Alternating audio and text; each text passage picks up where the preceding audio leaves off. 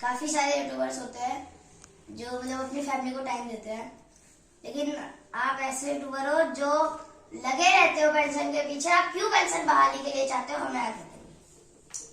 पुरानी पेंशन एक राष्ट्रव्यापी मुद्दा है और हम इसके जो NOPS के राष्ट्रीय अध्यक्ष हैं आदरणीय विजय कुमार बंधु जी, उनके साथ हम राष्ट्रीय टीम में एक सदस्य के रूप में काम कर रहे हैं। ओके।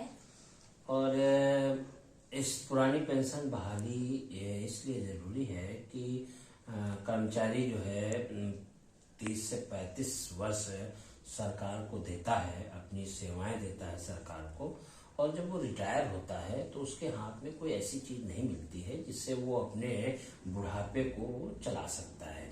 अगर पुरानी पेंशन बहाल होती है तो पुरानी पेंशन बहाली में सबसे बड़ी बात ये रहेगी कि अगर बहाली के बाद हमें जो पेंशन मिलेगी उससे जो पति और पत्नी होते हैं बुजुर्ग, तो वो अपनी किसी से निर्भर नहीं रहते हैं, किसी पर वो निर्भर नहीं रह करके वो अपने आप को उस पेंशन पर अपनी दवा करा सकते हैं, अपने बारे में जो भी उनकी इच्छा है उसको पूर्ण कर सकते हैं। और पेंशन पर जो पेंशन सरकार से मिलेगी उस पेंशन पर वो अपना परिवार चला सकते हैं, किसी के आश्रित नहीं रह सकते। बाद जो गवर्नमेंट पैसा हमारा काट रही है उस पैसे का कोई लेखा जोखा बताने को तैयार नहीं है, और इस उम्मीद के साथ सेवा में आदमी है कि हमें जब हम रिटायर होंगे तो हमारा जो वेतन होगा उसका 50% हमें पेंशन के रूप में मिलेगा।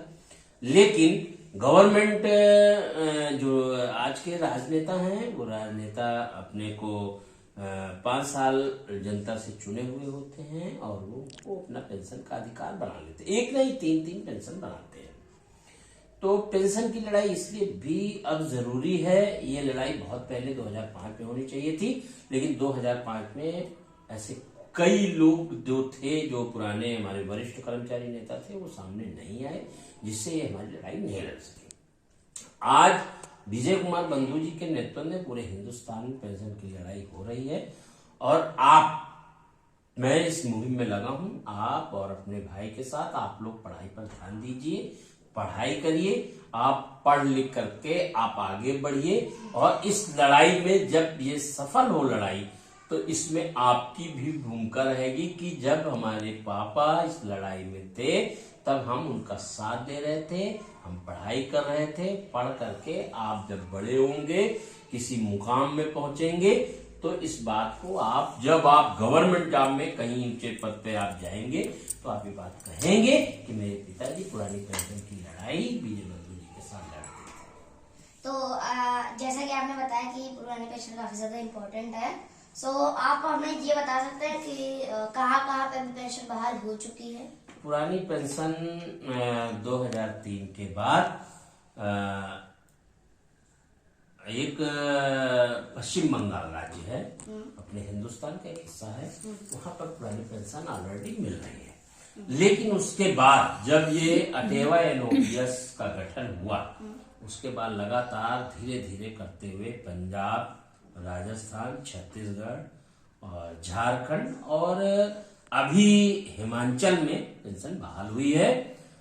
और इसके बाद लगातार जो अभी एक अपडेट आ रहा है महाराष्ट्र का, जहां भी मैं नागपुर गया था, आप पूछ रहे थे कि आप नागपुर क्यों जा रहे हैं, तो मैं नागपुर गया था जब मैं प्लेन से और विजय बंधु जी के साथ, तो वहां पर एक बहुत बड़ी पद यात्रा हो रही थी जिसमें मैं खुद 12 किलोमीटर की पद यात्रा मैंने की है। 12 किलोमीटर में पैदल चला हूं, और पैदल चलने के बाद आज वहां पर मैं तो टीवी चैनलों पे मैंने देखा है कि वहां के मुख्यमंत्री आदरणीय जो शिंदे साहब हैं, उन्होंने कहा है कि हम इस पर विचार कर रहे हैं। तो बेटा, ये पेंशन की लड़ाई जो हमारे सीनियर थे उनको लड़नी चाहिए थी, वो नहीं लड़े, हम लोग इसको लड़ रहे हैं। आपको करना क्या है? आपको अपनी पढ़ाई पर ध्यान रखना है, अपने टाइम पर स्कूल जाना है, अपने टाइम पर स्कूल से आना है, अपना होमवर्क करना है और मेरा सहयोग करना है, जिससे इस पेंशन की लड़ाई को हम जीत सके। लेकिन आपकी जिम्मेदारी क्या है? आपकी जिम्मेदारी है समय पर स्कूल जाना, समय से स्कूल से आना, क्योंकि अभी जो है हिंदुस्तान में एक बहुत बड़ा प्लानिंग जिसको बोलते हैं एक योजना, प्लानिंग योजना बनाई जा रही है। पूरे हिंदुस्तान का भ्रमण होगा। जब पूरे हिंदुस्तान का भ्रमण होगा तो हिंदुस्तान के बड़े बड़े नेता उस भ्रमण में रहेंगे, जिसमें मैं भी शामिल हूंगा। तो जब हम भ्रमण पे चले जाएंगे तो आप लोग पढ़ाई में लूज कर देंगे। पढ़ाई लूज नहीं होनी है, पढ़ाई को कंटिन्यूटी बढ़ाते रहना है और अपने मिशन, जैसे हम पुरानी पेंशन पे मिशन पे लगे, वैसे आप पढ़ाई पर मिशन पर लगना है।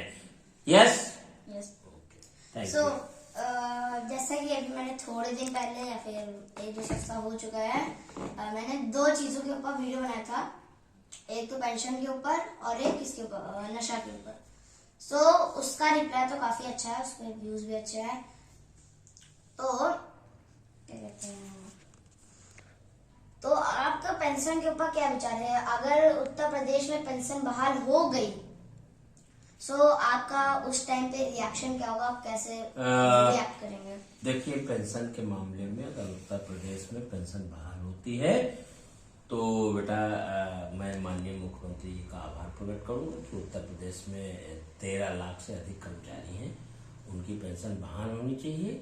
और जिस प्रकार आज आपने योजना बना करके मेरा इस पेंशन के बारे में आपने जो पेंशन के लिए क्यों लड़ रहे हैं, क्यों जरूरी है पेंशन, हमने आपको पॉइंट टू पॉइंट बताया कि पेंशन क्यों जरूरी। पेंशन मिलेगी तो आपको भी कोई जरूरत होगी तो उसी पेंशन से हम लोग देंगे, उसी से। अगर हमारे पास पैसा ही नहीं होगा तो हम आपको कहां से देंगे? इसलिए आप लोग जो है इसको बस हम पेंशन पे फोकस कर रहे हैं, आप पढ़ाई पर फोकस करिए। और मुझे भी बहुत से ऐसे काम हैं जो करने हैं और मैं लक्ष्य के साथ, विजय बंधु जी के साथ लगा हूं। और आप बेटा पढ़ाई पर पूरा ध्यान दीजिए, जिससे आगे बढ़ करके आप भी एक जो आपने चुना है रास्ता, जिस लक्ष्य पे आप हैं, आप अपना रास्ता करिए, मैं अपना कर रहा हूँ। हाँ, बट मैं थोड़ा सा समय बेटा कम दे पाता हूँ और इसका कारण यह है कि आप लोग नाराज हो जाते हो कि पापा संडे को भी जा रहे हैं, शनिवार को भी जा रहे हैं, शुक्रवार को भी जा रहे हैं। अरे तो बेटा मैं जाऊंगा नहीं तो ये लड़ाई कौन लड़ेगा? आप लोग गुस्सा हो जाते हो, पापा कहीं ले नहीं जाते, घुमाते नहीं है। तो घुमाने का भी समय आएगा, घुमा जाएगा और इसकी चिंता हम पर छोड़ दो, मैं समय पर रहते सब होगा। लेकिन अभी इस लड़ाई, जब तक ये लड़ाई हम नहीं जीतते हैं तब तक आप लोग केवल अपने लक्ष्य पे रहिए, पढ़ाई करिए। हम सब समय अभी थोड़ा नहीं समय दे पा रहे हैं, ठीक है, सरकार के मुलाजिम हैं, सरकार के आदेश हो जाते हैं, संडे मंडे ट्यूसडे जाना पड़ता है और संगठन है इतना बड़ा, राष्ट्रीय लेवल का संगठन है, इसलिए आप लोगों को कम समय मिल पाता है।